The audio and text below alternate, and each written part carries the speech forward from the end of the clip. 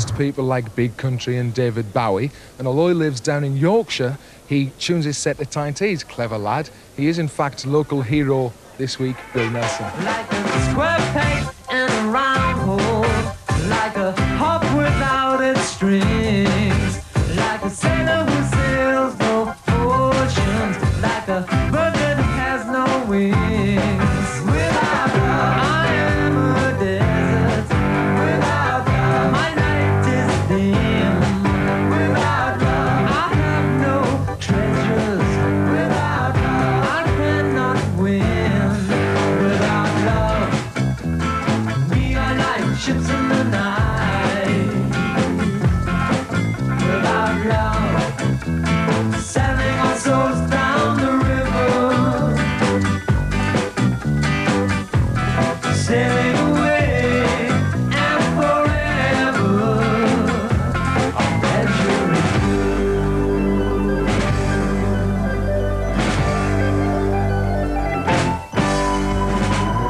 Bill, welcome to TX45. Yorkshire isn't normally regarded as a hotbed of music and art. Is it? There's one or two people come out of Yorkshire, but not enough really, I suppose. In the past, as much as today, in that it's small, you know, there's not a lot of people come out. But the ones that have tended to make a fair impact, I think. I mean, you're talking about ABC, Soft Cell recently, you know, a few years back. And people like, I suppose in the olden days, Joe Cocker and Chris Spedding and people, you know, Sharks. Yeah, Sheffield seems to do quite well. A lot of people say, well, Bill Nelson can't be a local hero because he's got a Yorkshire accent. And most of the people we've had on the series have been guys like Brian Johnson and people like that. Geordie's through and through. But you do qualify as a local hero, don't you? Yeah, I mean, actually, in two respects, in the Yorkshire TV, as opposed to Tyne TV, have never noticed anything I've done, really. And I think when Bebop was touring, Bebop Deluxe, this is going back some years, we used to actually have our best gigs in Newcastle. And my father's also, or was, when he was alive, was a Geordie, you know, from Newcastle, born and bred. So I absorbed a lot. I mean, he worked on Swan Hunter's shipyard and stuff, so I absorbed a lot of the local kind of colour from him, you know. So I never feel out of place when I come to Newcastle, you know. Yeah, Newcastle is quite a rock stronghold, and I think a lot of people will remember you from the days with Bebop Deluxe, with Made in Heaven and everything like that. Right. Do you look back on those days with relish? I mean, would you like to be kind of up there in the public eye? I don't. This is it's a very delicate area because I actually don't miss the touring too much, you know. I do miss playing live, but I've got to the stage where the time it takes to actually get to a concert, set the concert up and then perform, the bit before and the bit after wastes so much time, and the bit that you actually do performing is great fun, obviously. And it seems like I can turn that time to much more creative advantage now, you know. So, I mean, I look upon it nostalgically in that I had some good times and I was younger and it seemed more desirable to sort of tread the boards every night then. But I feel I've matured a little bit since then, you know, and the ideals that I had then are not quite the ideals that I have now, so I don't miss it too much now. A lot of people regarded Bebop Deluxe as an out-and-out rock band, an inventive rock band for the time, but nonetheless still a fairly straight rock band. But you've gone off at such a tangent since then. Did you always have that in your mind, that this wasn't for you, you were going to go on to different things, more experimental things? The strange thing is that I never actually saw Bebop Deluxe as just a rock band, you know. It was always, in my mind, a little bit more perverse than the way it was sold to the public. And what happened is the more popular we got, the more the machinery of the industry stuck various stamps on what we were doing, and particularly in America, because we started having a great deal of success in America, and we were very much tagged as being a kind of a guitar heroic band, you know. And yet, at the same time, we were doing quite unusual and delicate things within that format. And if you listen to any of the bebop albums, there's always 2 or 3 tracks that are completely off at a tangent compared to... There's always a hint of what has come since, you know. So it wasn't as if I saw that as being just rock and roll and then, you know, we'll do this for a few years and then I'll use the money to do something I really want to do. I actually felt that we were presenting something more than just rock and roll. But unfortunately, I think the sensibilities then weren't, or the audience's sensibilities or the critics' sensibilities weren't as finely tuned as they are now, and they missed a lot of that. And it's strange, a lot of people now look back and say, oh yes, very innovative, you know, and this, that, and the other. Whereas at the time, you know, we were just another band in a lot of ways. Lord of the dance hall, we spoke of her next incarnation.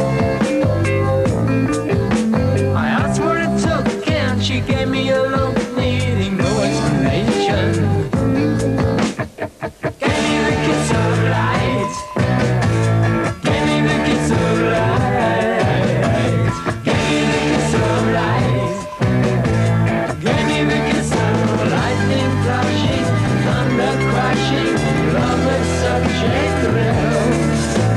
Rearrange my holidays and moving for Buckhill.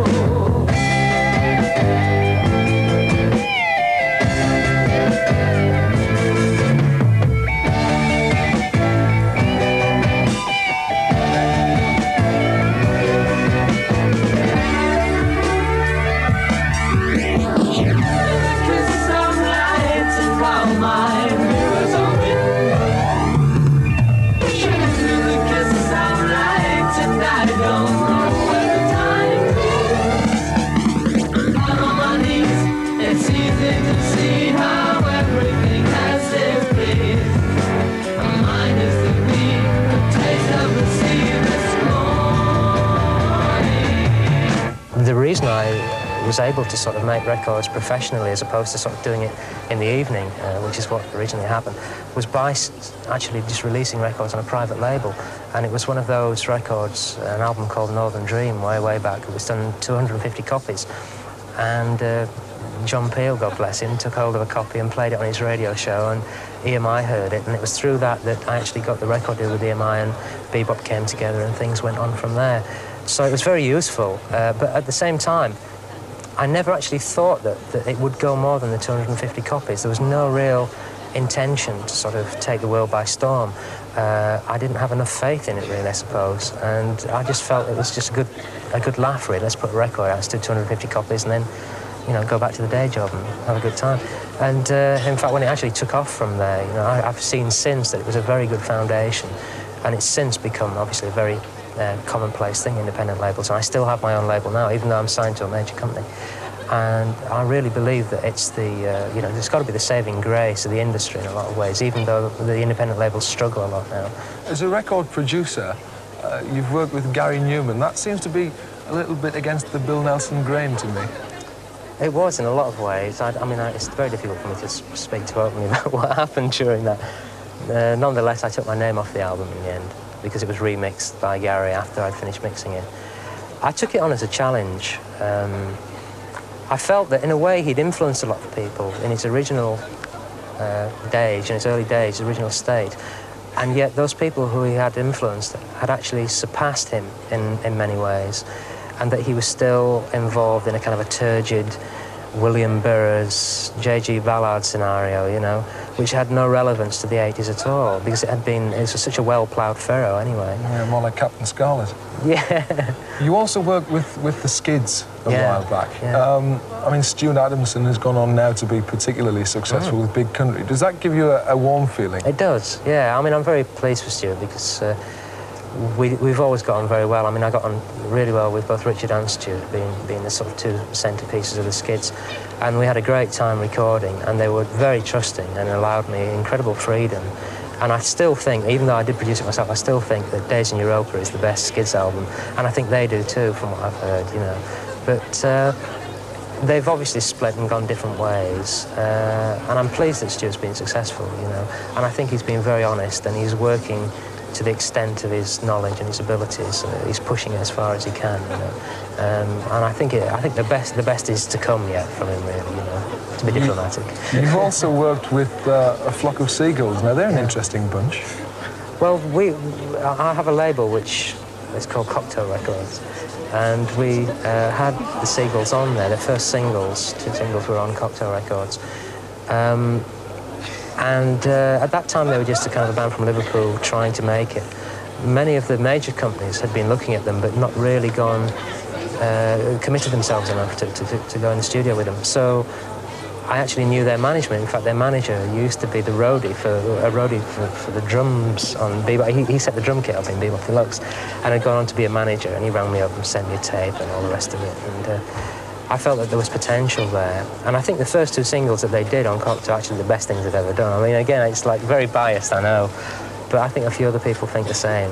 And they went on to obviously be huge in America, and they've been suffering a few problems since. And there's a danger, you know, I know it happened to Bebop slightly, is that when things happen very quickly, you're willing to say yes to anything, and the ideals take a second place after a while because you're so frightened of losing any foothold you gain. You know, you make a small gain in the popular press or whatever, or in terms of record sales, and then immediately somebody says, well, to keep that, you have to do this. You say yes, whereas 6 months previous, you'd have said, hang on, that's not really us, you know. And I feel that they were manipulated a little bit by the business, and perhaps some of the ideals that they had and some of the strengths that they had originally got left by the wayside. But I know they're trying again now. Yeah, I don't know, you know. But they're nice guys, you know. I mean, I've always maintained that people first and foremost have to be people of a certain quality to work with as people before I could work with them. No matter how brilliant they were as musicians, or any band of musicians, if they were absolute terrible, you know, horrors to work with, I couldn't actually do it, so.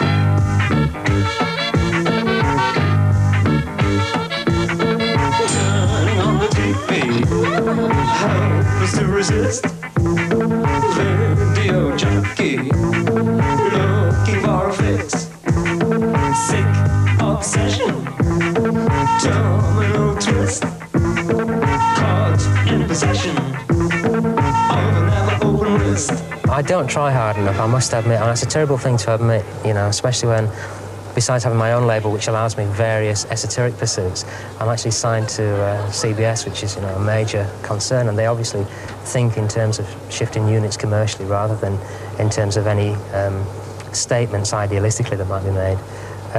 They see a potential in me, I think, in the commercial field. I see it myself. I often run away from it, and I must admit to being terrified by the kind of short-lived success of Top of the Pops. I've been now professional making records for just over 12 years, and yet I see bands that have had, you know, #1s in a row who no longer mean a thing and no longer have anything to say. And I really maintain that, you know, that kind of, to aim purely for that kind of success is really putting the cart before the horse, you know. So I never get bitter about not being on Top of the Pops, you know. I never get envious of bands who are. I get angry about bands who have nothing to offer. But in a way, you know, it doesn't really mean that much to me. But at the same time, you know, I can say it should do at times. There's times when I ought to really concentrate a bit more on that. Which of the bands that do appear regularly on Top of the Pops and so on, which of them do you like, if any? Do I like? Very few, actually. I mean, I can't, I mean, you said that, no name springs into mind. There's such a sameness, you know, generally about the scene. It's strange because a friend of mine gave me a Polydor, John Preston,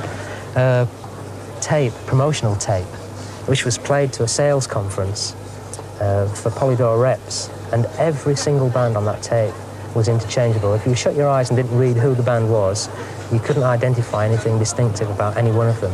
And then at the end of the tape, there was, well, these bands we've signed for so long, and these are the ones that are on the list for dropping next year. And they were being talked about like cans of baked beans. This was direct to the salesman, something that wasn't intended to be shown to the public, obviously.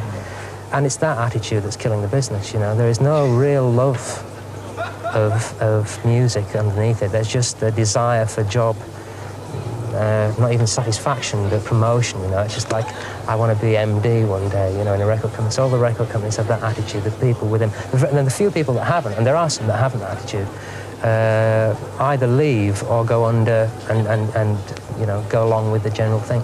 Because there isn't any room for idealism in the record industry, unfortunately.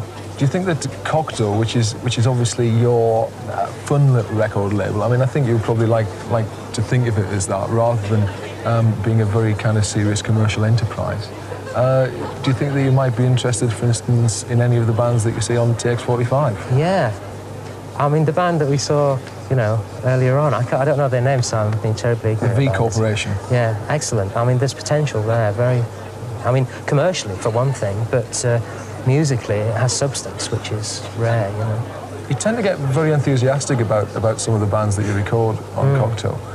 What type of things do you actually look for? It's bound to vary from year to year because I change anyway, my tastes, and I feel I'm learning still. I still feel that there's a lot to be picked up, you know.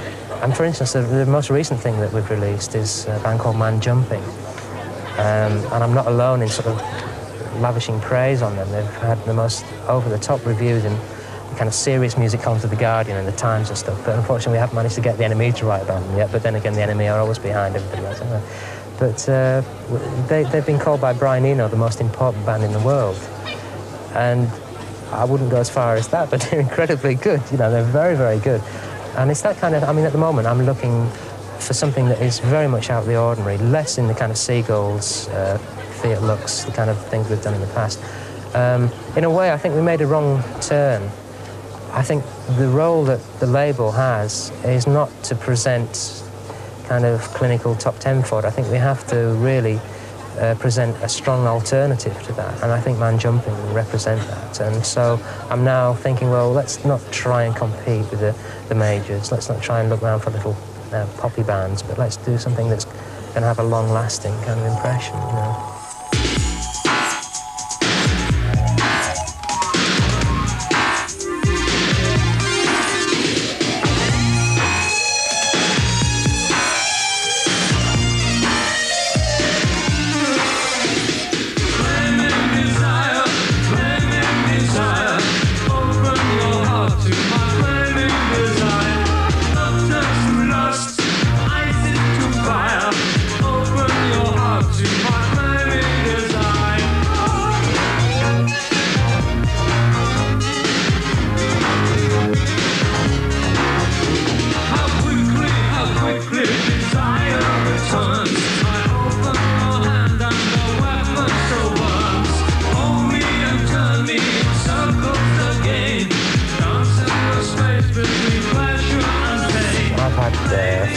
Uneasy moments financially because of my idealistic sort of approach, and I still wasn't into that. I like to play guitar still, but I refuse to trot out the cliches, you know.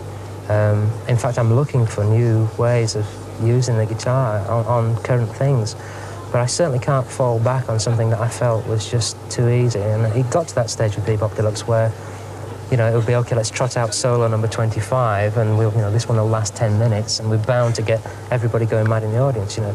And that is just giving people what they want instead of what I need and what they need, you know, which is a totally different thing. It's a very, very nebulous area, really, what they need and what I need, but just trotting out the obvious isn't for me.